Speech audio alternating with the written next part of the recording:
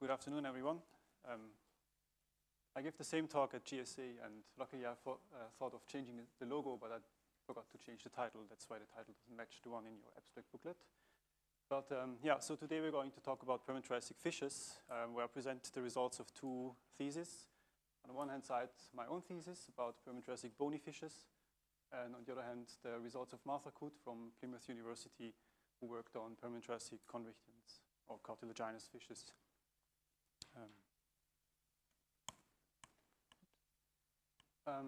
Quick intro. So you all are familiar with this graph, I think. We have this increase in diversity since the beginning of the Cambrian, and this is interrupted by a few extinctions, and the most drastic extinction event we know of is the one at the Permian-Triassic boundary, with more than 90% of marine species becoming extinct.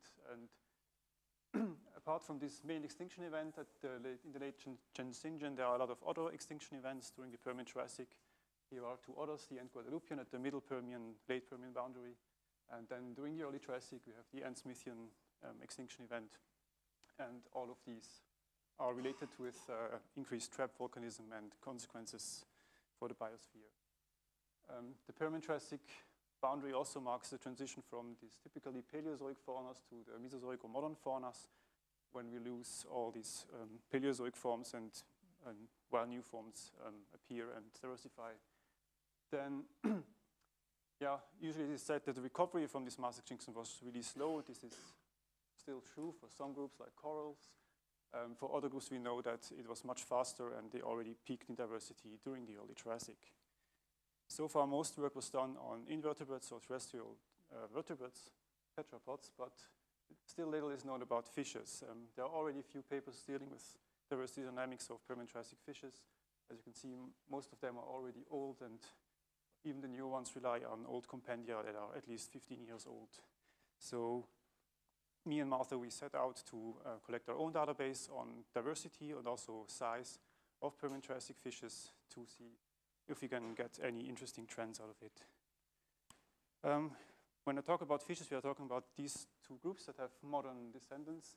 We have the chondrichthyans, which are the cartilaginous fishes that include today the sharks and rays and chimeras.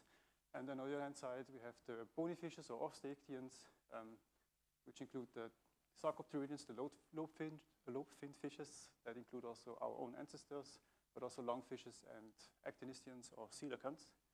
And then we have the ray-finned fishes, the largest group of vertebrates today, which includes the teleos, the most diverse group, and then a few forms which are more basal that are still living today. If you look at fish faunas today, you see here the diversity of bony fishes, particularly teleost actinopterygians, is 27,000 by 2006.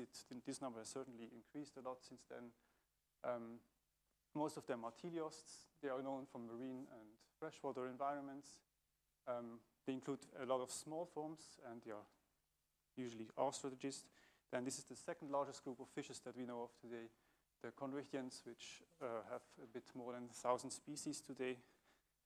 They're mostly marine. There are only a few freshwater taxa, and many of them are important apex predators, as you certainly know.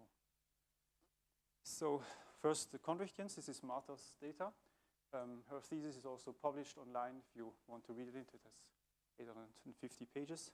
And so here she compared the interval length with various diversity measures to see if she has any correlation in it. And she could only find correlation between fossil genus richness and named genus richness. As you can see here, for these other metrics, she had no correlation.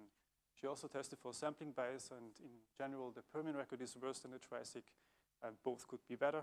But I hope you will see that there's still a lot of interesting trends we can get out of it. Here she has different groups of chondrichthyans, and you see the main pattern is that we have many groups in the Permian. Some disappear at the boundary or shortly before, and then one group disappears during the early Triassic. And then in the Mesozoic, we have mainly these two dominant groups, the Neoselachians, which include modern sharks, and hybodonts, which are the typical Mesozoic sharks or chondrichthyans. This is the same again. You can see in the Permian a lot of groups, and then which these are reduced near the boundary to basically two groups of chondrichthyans in the Triassic. She looked at different extinction boundaries. Here, these are the different groups again, and she tested for selectivity of extinction. And you can see different groups suffered differently at these boundaries, but yeah, at most boundaries, the selectivity for these groups was not significant, except at the Smith-Pathian boundary, where these Eugeniodontiform sharks, these tooth-whorled sharks, finally became extinct. And yeah, there's almost a significant extinction at the Wuchapinjan and Changxinjian boundary as well. She looked also into salinity tolerance. As you can see, marine taxa suffered more, or especially during the late Permian. She also tested for selectivity of salinity tolerance, and you can see that although they suffered most, there is no selectivity, no significant selectivity. By the way, these p-values are all from chi-square tests. Here she looked into different ecomorphotypes, and again here she found no selectivity except for the Smith-Pathian boundary, where pelagic forms suffered more and benthic groups did not suffer. And this is interesting because we know that during these extinction events, nectopelagic groups like conodonts and ammonites also suffered most, while the benthos seems to go through quite unaffected. Here she also looked at feeding habits, and again she found no statistical significant correlation for selectivity. She also looked into tooth size. As you know, sharks or chondrichthyans are usually known from isolated teeth, denticles, or fin spines, so body fossils are rare. And these are all values from the Mann-Whitney-U test for differences in median. You can see these are only the significant changes. So we have a significant change from the early Permian to the Middle Permian, where teeth get smaller. And then at the Guadalupian-Lopingian boundary, the tooth length becomes significantly smaller, but not height and width. Then at the Lopingian lower Triassic boundary, this is the Permian-Triassic boundary, the length and width of teeth gets smaller. And yeah, here again, in all three measurements at the lower Triassic, Middle Triassic boundary, teeth seem to get larger again. And then we have no change at the Middle and Upper Triassic boundary. She also looked at body size of sharks, where it was known, and she found a significant body size decrease at the period level from the Permian to the Triassic. Then to the bony fishes, I also looked at different correlations between interval length and different diversity measures. And the only correlation I could find was in the freshwater data set between substage length, or stage or substage length, and genus richness. Also here again, the Permian record is worse than the Triassic, and the Triassic could also be better. But yeah. So this is the marine data set. Here I looked at different diversity metrics, which are explained here. And you see the general picture is from low diversity in the Permian to higher in the Triassic. And we have two peaks, one in the early Triassic and one in the middle Triassic. And if you look at per capita origination and extinction, we see that at the boundary we have high per capita origination rates and extinction rates. This is the complete data set, and here I removed the singletons. And yeah, again, we have a high origination peak in the lower Triassic, middle Triassic boundary. And also extinction is high, but this is an artifact probably. And then in the middle and late Triassic, generally, the extinction rates are higher than origination rates. This is the freshwater data set. The picture is a bit different.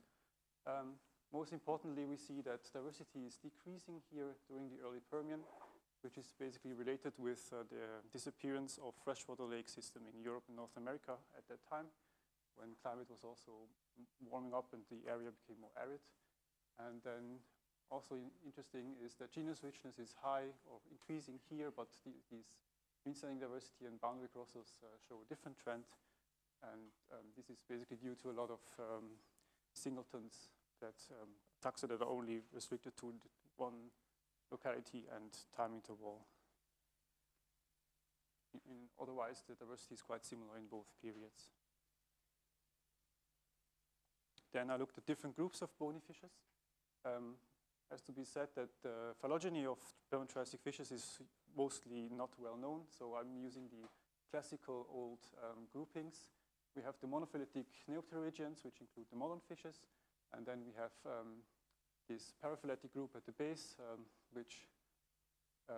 some of which, especially in the Triassic, have Neopterygian features, so they are usually classified as subholostean, which are probably a polyphyletic group. And you can see the general picture that in the Permian we have mainly these basal actinopterygians and then here at the boundary we have this increase in diversity of both Neopterygians, but also of these Neopterygian-like looking basal actinopterygians. Then also looked at body size. I measured standard length. And here on the left side, you can see all osteichthyans, marine osteichthyans from grouped at the epoch level in the Permian and in the early Triassic, and then at the stage level in the Middle Triassic, and in the latest late Triassic I grouped together because of sample size. And here you can see the different groups again, and differences. And most importantly is that here it goes down and up. However, look at the sample size is relatively low, so it's unclear if this it's not significant statistically. And then generally, in the late Permian and early Triassic, bony fishes tend to be larger than in the Middle Permian and later on. And then we have this decrease in body size, both in the median and in the distribution. And this is statistically significant for both the Mann-Whitney-U and Kolmogorov-Smirnov test. And this decrease in body size is basically because of the radiation of these smaller taxa, the Neopterygians and the subholosteans in the Middle Triassic, which basically pull down the body size of all bony fishes. To put both data sets together, we can get the general picture that in the Permian we have shark-dominated fish fauna, and then finally in the Triassic we have a bony fish-dominated fish fauna, and which is basically similar to the pattern that we have today.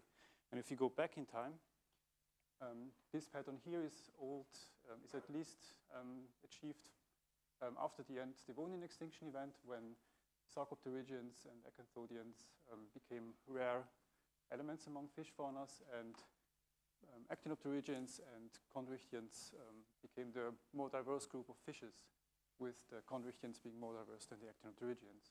And this condition apparently remained until the end of the Palaeozoic, when finally this changed. And with that, I thank you for listening, and I will answer questions if we have time.